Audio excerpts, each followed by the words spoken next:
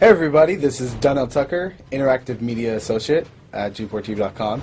I'm here with Chris Monfett, Senior Previews Editor. Had a blast playing a little Call of Duty last night. Yeah, we did. It had live music, hot women, and I think there was a game, Call of Duty?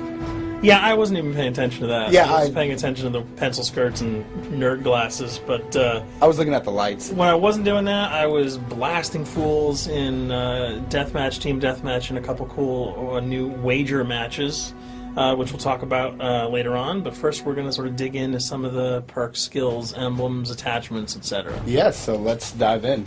So right here, we see that we have the first set of perks one. They're pretty traditional from the old gun. Yeah, there's not much here in the perks that's new, which is actually kind of good when you consider the fact that there's so much else going on in the game with the wager matches, the new Call of Duty points, the way that you can spend your experience, the attachments, the kill streaks, that you don't have to focus on sort of learning a whole new set of skills.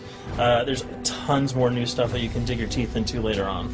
So you'll see here, he's just kind of scrolling through a lot of sort of familiars. There's some of the sort of old favorites have been renamed, but for the most part, everything you've known and played in other Call of Duty games are here. So you'll see here when you go back to Lethal, you got your frag and your semtex. Those are pretty everyday equipment. But we've also got Tomahawk, which is sort of totally new. It's sort of like a next-gen version of the knife. It's throwable, super fast to use, and it can take a dude out in one hit if you get him in the right spots. And to use it, I believe you use the right bumper. Yeah, all offensive weapons are mapped to the right bumper, and strategic weapons are now mapped to the left bumper. Okay, and pretty much the only time I used it was in Sticks and Stones in the wager match. Yeah, there's a great new wager match called Sticks and Stones, which sort of equips you with 2 weapons and a tomahawk. When you kill with the weapons, you get points. When you kill someone with a tomahawk, you basically bankrupt all their wealth. So it's really good for strategizing your way through those levels. So you'll see here, Wily Pete, Nova Gas, Flashbang, Concussion. All those are pretty standard until you get to Decoy. Decoy is I think is going to really open up some strategy here. Essentially, you can throw out a decoy, and it's going to sort of fake your opponents into thinking that there's gunplay going on somewhere in the map. So if you sort of want to redirect where these guys are going, sort of turn them around, have them come to you so that you can do an ambush, you just sort of lob your decoy over. If they're not going to want to run in a gunfire, they'll turn around, hopefully right into your muzzle. That's something I'll probably want to try out a couple of times, see if they actually go with the bait. Yeah, people just run. It'll really sort of test how reactive people are to running into firefights, because some people are just super aggressive and they're going to run towards those red dots rather than away from them. And it'll really sort of test your ability to be strategic about when and where you use them. Now, here's something new. It's called the Camera Spike. Ah, yes. It's sort of super useful. I used this a bunch yesterday. You plant it down, and it basically takes over your mini-map with a sort of picture-in-picture window of wherever you planted your camera. So if you want to know if people are running through a certain alleyway, coming around a corner, if you're hiding somewhere and you just want to cover your back, you can plant a camera right behind you. It's a really, really kind of good way, especially if you're a sniper and you're in a position that you can get sort of snuck up on or sneaked up on. You can put that camera down and sort of cover your ass. Yeah. I was also using it for home videos. Because, I don't know, for some reason, I was just like, hey, there's me, let me say something to the Call camera. of Duty night vision action going exactly. on. Exactly. And the C4, the tactical insertion, those are things that you'll have remembered from other games. What we got here, though, is the motion sensor, which kind of acts like a little mini UAV, so you can toss that out, and it'll give you a small radius just to sort of see if there are people coming. Super useful if you're hiding, say, behind a corner, beneath a windowsill, and you want to know if someone's sort of on their way so that you can just ride up and blast them. Throw that out, the red dot appears, you know you got a kill in your sights. So now we're on to kill streaks. There's some really, really cool new kill streaks here, this one being the RCXD. If you were ever into remote control cars, and believe me, I was, these are remote control cars with C4 on them. Nice little add-on to that. Right, which I did not have that when I was a kid. I did not have that either with a kid. They didn't sell it in stores. They would not let me have that, but now in Black Ops, you can guide this in sort of a first-person perspective. It's actually super easy to use. You'd think it would kind of just be running all over the place, but you can brake, reverse, go back, go forward, and you can choose to detonate it whenever you want. So it's not like if you accidentally run into a wall, it's going to explode. But if you see one of those coming your way, if you've got a machine gun, just start spraying bullets. Hopefully you can detonate it before it hits you. So you suggest not people to run, because that thing will catch up. Yeah, that thing's really fast, and it goes upstairs. It's really easy to navigate with. So if that thing So it's like shoot, and if you miss... Yeah, if it's after you, you're dead unless you can blow it up.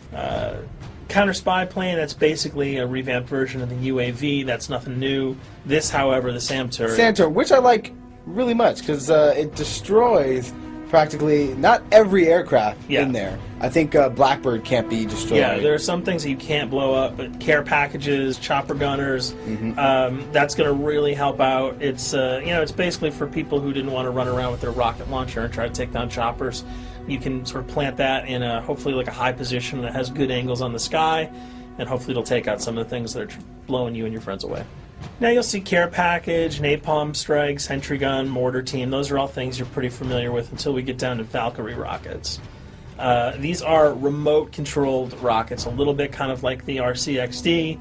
These are a little bit more sensitive, though. They're going to do a lot more damage if you can hit your enemies or you throw them into a group of people.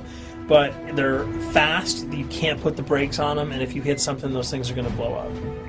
Now, are they difficult to maneuver? Are they easy like the RC? They're more difficult to maneuver because they're constantly moving forward, so you can't hit the brakes, you can't redirect, and if you, say, accidentally hit a wall, there's no turning around. That thing is going to explode. So this is one thing.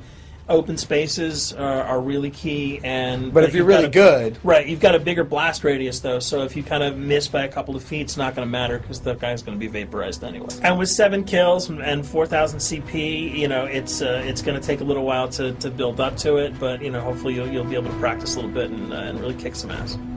Now this is a Blackbird, which, like I said before, cannot be shot down. Yeah, thank God.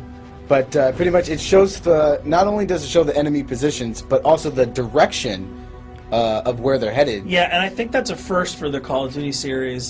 This is something that I'm really excited about, if only because every time you kind of see a red dot, you're not sure whether that guy's coming towards you, whether he's coming away from you. If you can sort of process all that information really quickly, it can really help you change up your strategy. Obviously, fans will remember these dogs from Treyarch's last outing with Call of Duty, World at War. There's a huge, fun addition to that game, just gunning down canines in the jungle. Looks like you'll be able to do it again this time, only that you get to call on the pack to kill your opponents. I got no problems blowing away a rabid attack dog. Well, even if it makes the sound, like a whimpering sound, even if it makes a little whimpering feel anything sound. When you shoot that? If it was like attack puppies or attack corgis, I probably couldn't shoot them because those are too adorable. But they probably wouldn't do much damage anyway. Yeah, they're pretty much held dogs, Yeah. so they're all black and vicious. I gotta take it down. Absolutely. This time the chopper is completely pilotable. You'll be able to jump in, fly around, machine gun dudes on the ground.